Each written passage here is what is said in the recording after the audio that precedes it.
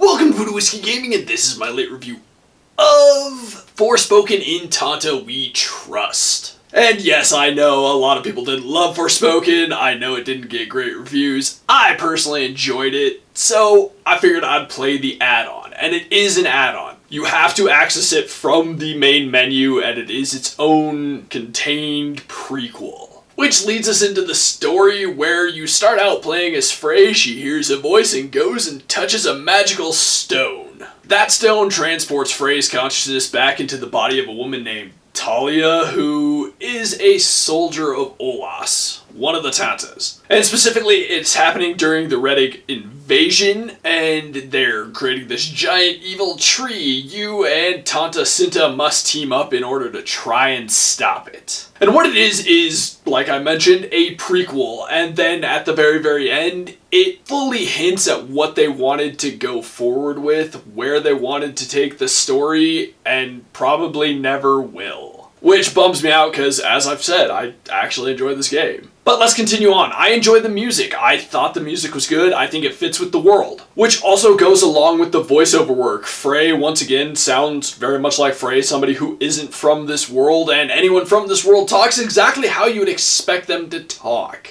Then last but not least, I think the sound effects are, once again, they work very well in the world. They're good, they're diverse. I was happy with it. Let's get into the gameplay mechanics and whatnot. And the first thing I'm going to say is you don't have all of Frey's powers, and you don't actually need all of Frey's powers because, well, it's actually a fairly short experience. I was able to beat it in the course of an afternoon, so it was pretty short. But you do have your own new power set because, well, part of the story. And I think it worked well. It hit what you needed to for the most part. You have a melee power set that I wish was more accurate, or I should say a melee attack that is part of the power set. When you're locked on, it doesn't stay locked on and you kind of swing wildly. It sucks, honestly. It kind of sucks. Your ranged attacks, they work exactly like you want them to. They shoot at what you're locked onto or the closest enemy. If you're locked onto a guy who's way far away and there's someone closer, your attacks will hit him instead. Since you're working with Tanta Cinta, you actually get to do sort of team-up moves. Not exactly. Your more powerful attacks can turn the enemies into crystal, freezing them, and you can call in Cinta to hit them. Otherwise, she will be off fighting on her own. And then you can eventually build up to a much more powerful attack where she hits them and then you hit them with something special. So I liked that they did that. I honestly wish this was longer so that you could have more of that and that they could have done something more diverse with it. It would actually be really cool to see something like that in the main game. You have the magical parkour. You have basically the base skill set that you would have in the game, just new spells. Which, just like in the main game, you can level up. You can accept challenges for them to make them even more powerful. It's a lot of the same process as the main game, just kind of condensed. The map is smaller. It is its own contained thing. There are collectibles. There are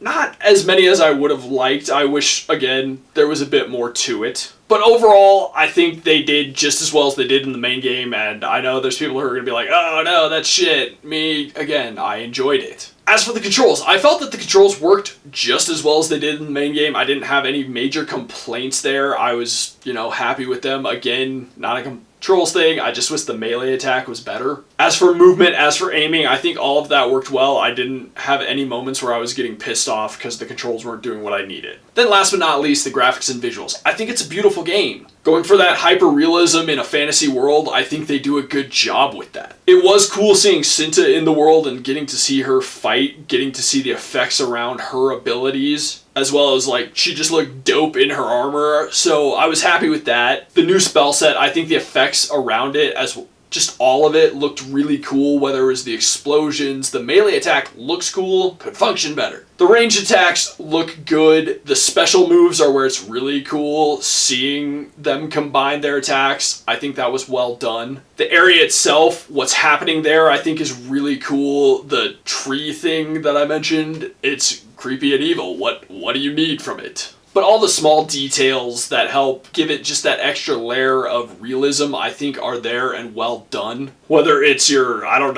not really cloak thing, but your hat thing as well, that flap in the wind and move when you move, your character's movement, the parkour movement, I think all of that's well done and well captured. So are the facial expressions. And then the new enemy designs, really getting to see what the soldiers from Reddick would look like, as well as their leader. I think all of that looked awesome. I think it's got a good visual style of its own. I mean, it's obviously fantasy. We've seen some of these elements before, but I think they did a good job of making it fit in the Forspoken universe and kind of creating their own design for the Forspoken universe. The only real complaint I have visually is there were a couple of times in a cutscene where Cinta would kind of like twitch a little bit. It's kind of hard to describe. She would like kind of flinch off of screen, and that was weird, but then she'd be right there. It was distracting, but not horrible. So to wrap this up, I'm going to say that if you enjoyed Forspoken, I know you're probably in the minority, but this is totally worth it. It's not expensive, so the fact that it is as short as it is, while that is disappointing, you still don't feel like you were ripped off because you're not paying a crazy price for it. So if you liked Forspoken, I would fully recommend this. I know there's plenty of people who didn't, but if you enjoyed it, this is worth the time and effort to bring you back into that world just a little bit. Even if it makes you sad, because you know there's probably not a sequel coming.